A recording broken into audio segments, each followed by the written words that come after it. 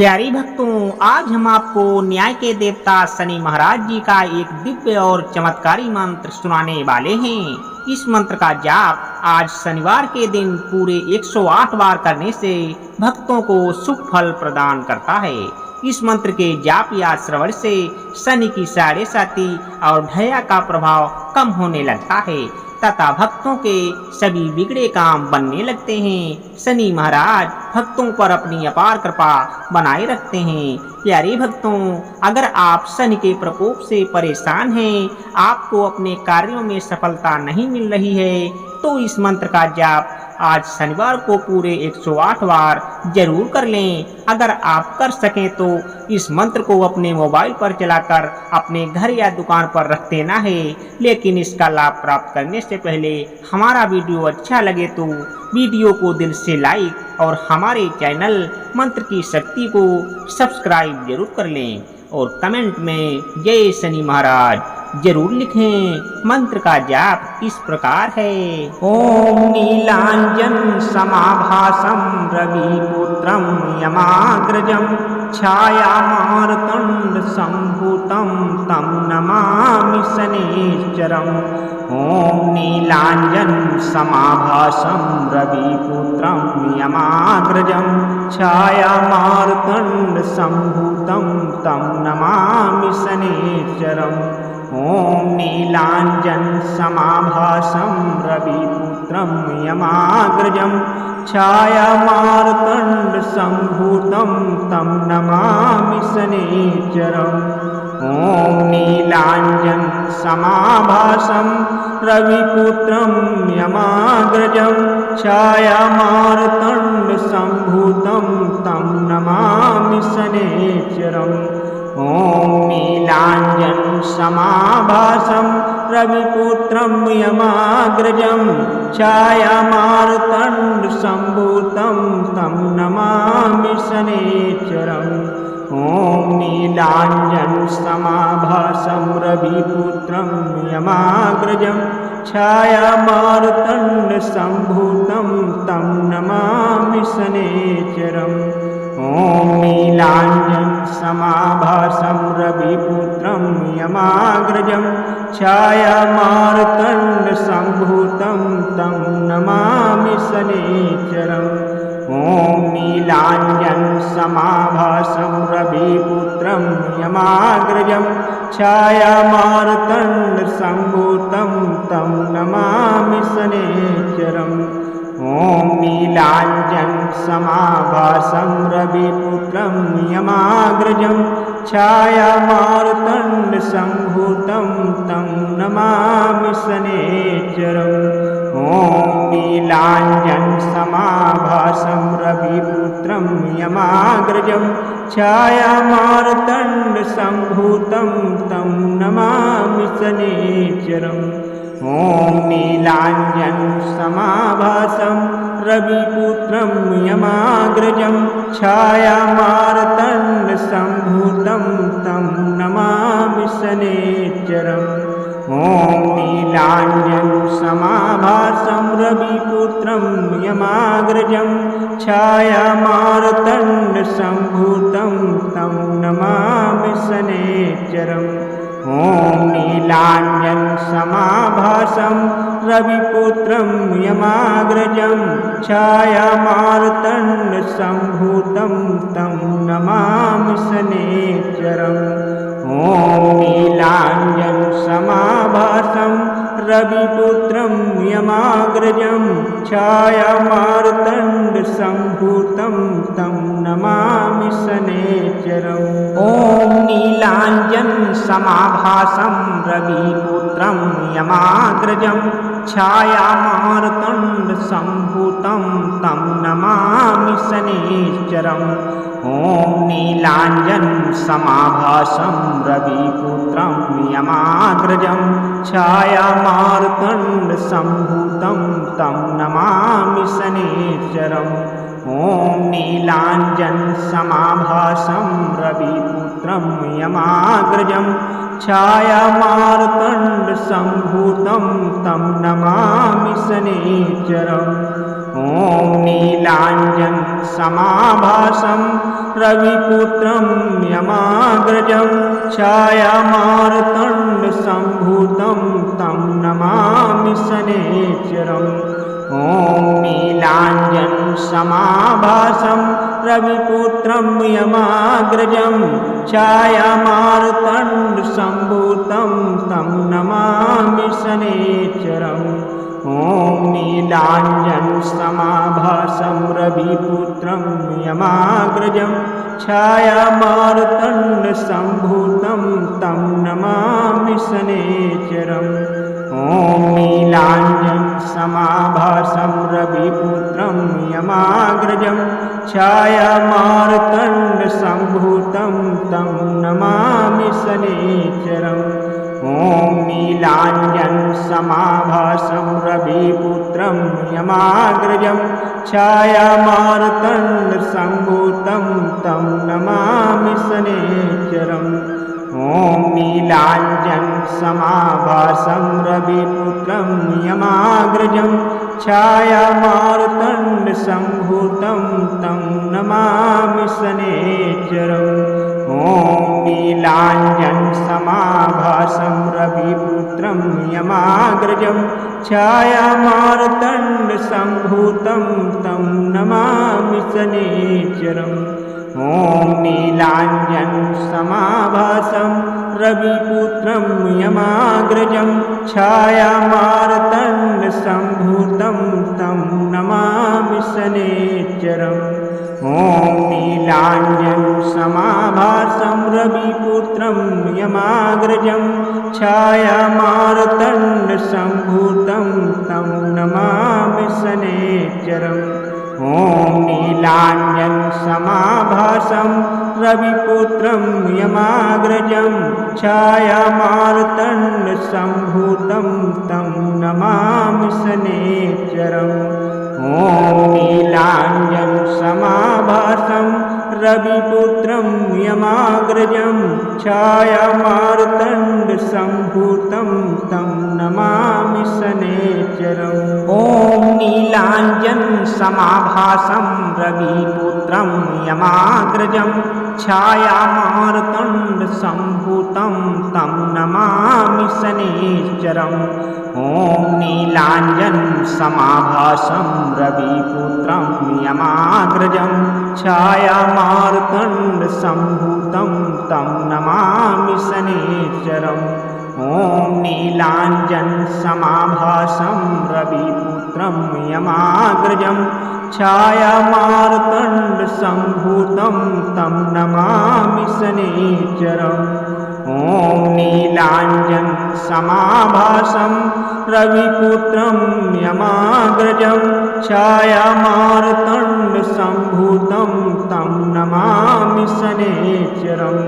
ॐ नीलाञ्जनसमाभासं रविपुत्रं यमाग्रजं छायामार्तण्डसम्भूतं तं नमामि शनैश्चरम्। ॐ नीलाञ्जनसमाभासं रविपुत्रं यमाग्रजं छायामार्तण्डसम्भूतं तं नमामि शनैश्चरम्। ॐ नीलाञ्जनसमाभासं रविपुत्रं यमाग्रजं छायामार्तण्डसम्भूतं तं नमामि शनैश्चरम्। ॐ नीलाञ्जनसमाभासं रविपुत्रं यमाग्रजं छायामार्तण्डसम्भूतं तं नमामि शनैश्चरम्। ॐ नीलाञ्जनसमाभासं रविपुत्रं यमाग्रजं छायामार्तण्डसम्भूतं तं नमामि शनैश्चरम्। ॐ नीलाञ्जनसमाभासं रविपुत्रं यमाग्रजं छायामार्तण्डसम्भूतं तं नमामि शनैश्चरम्। ॐ ॐ नीलाञ्जनसमाभासं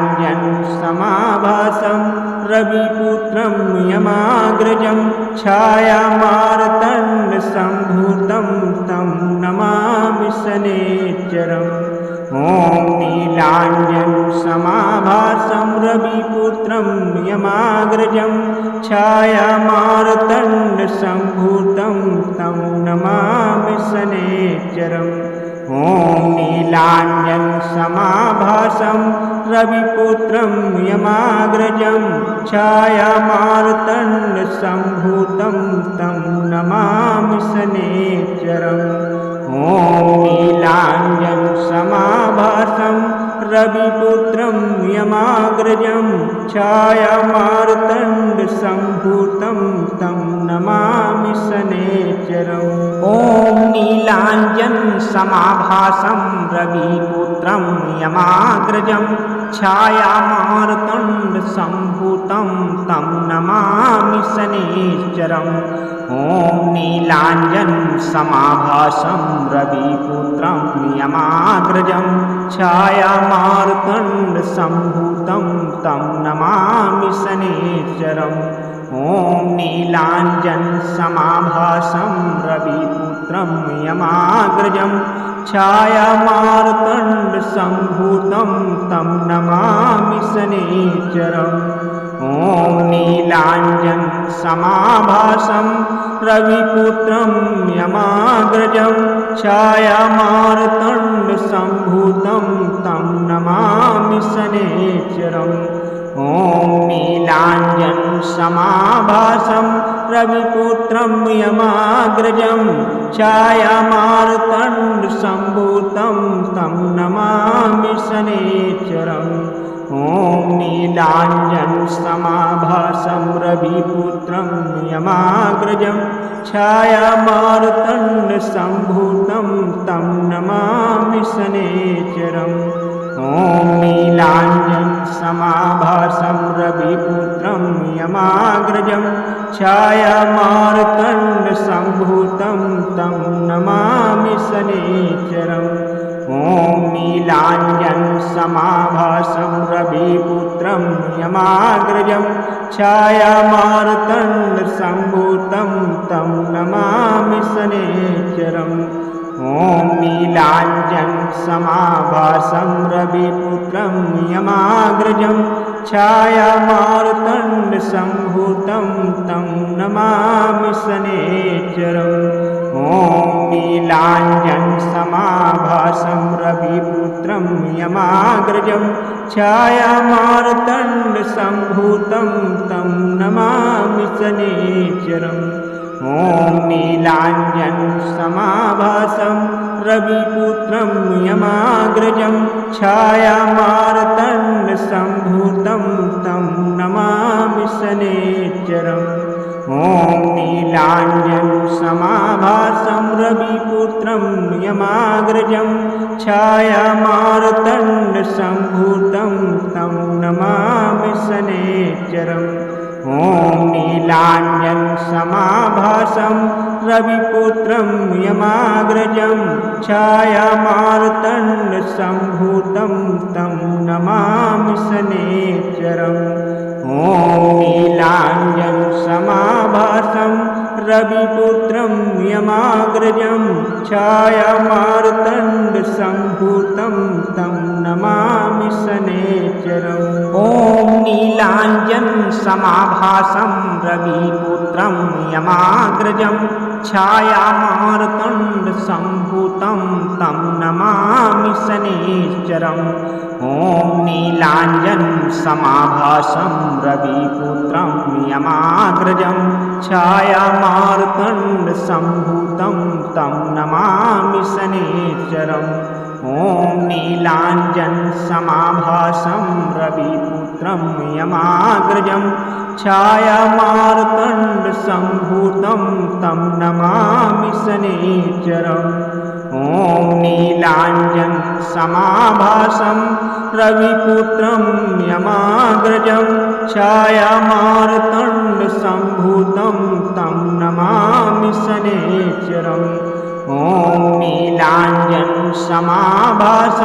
रविपुत्रं यमाग्रजं छायामार्तण्डसम्भूतं तं नमामि शनैश्चरम् ॐ नीलाञ्जनसमाभासं रविपुत्रं यमाग्रजं छायामार्तण्डसम्भूतं तं नमामि शनैश्चरम् ॐ नीलाञ्जनसमाभासं रविपुत्रं यमाग्रजं छायामार्तण्डसम्भूतं तं नमामि शनैश्चरम् ॐ नीलाञ्जनसमाभासं रविपुत्रं यमाग्रजं छायामार्तण्डसम्भूतं तं नमामि शनैश्चरम् ॐ नीलाञ्जनसमाभासं रविपुत्रं यमाग्रजं छायामार्तण्डसम्भूतं तं नमामि शनैश्चरम् ॐ नीलाञ्जनसमाभासं रविपुत्रं यमाग्रजं छायामार्तण्डसम्भूतं तं नमामि शनैश्चरम् ॐ नीलाञ्जनसमाभासं रविपुत्रं यमाग्रजं छायामार्तण्डसम्भूतं तं नमामि शनैश्चरम् ॐ नीलाञ्जनसमाभासं रविपुत्रं यमाग्रजं छायामार्तण्डसम्भूतं तं नमामि शनैश्चरम् ॐ नीलाञ्जनसमाभासं रविपुत्रं यमाग्रजं छायामार्तण्डसम्भूतं तं नमामि शनैश्चरम् ॐ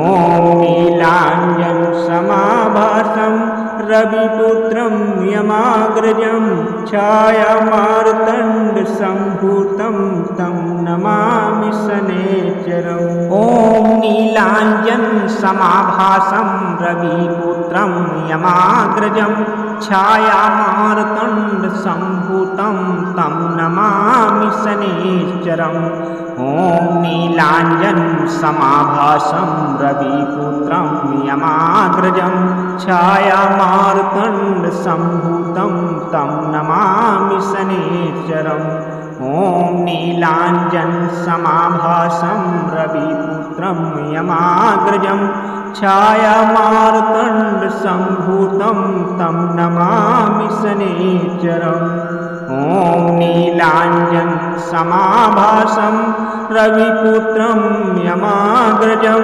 छायामार्तण्डसम्भूतं तं नमामि शनैश्चरम् ॐ नीलाञ्जनसमाभासं रविपुत्रं यमाग्रजं छायामार्तण्डसम्भूतं तं नमामि शनैश्चरम् ॐ नीलाञ्जनसमाभासं रविपुत्रं यमाग्रजं छायामार्तण्डसम्भूतं तं नमामि शनैश्चरम् ॐ नीलाञ्जनसमाभासं रविपुत्रं यमाग्रजं छायामार्तण्डसम्भूतं तं नमामि शनैश्चरम् ॐ नीलाञ्जनसमाभासं रविपुत्रं यमाग्रजं छायामार्तण्डसम्भूतं तं नमामि शनैश्चरम् ॐ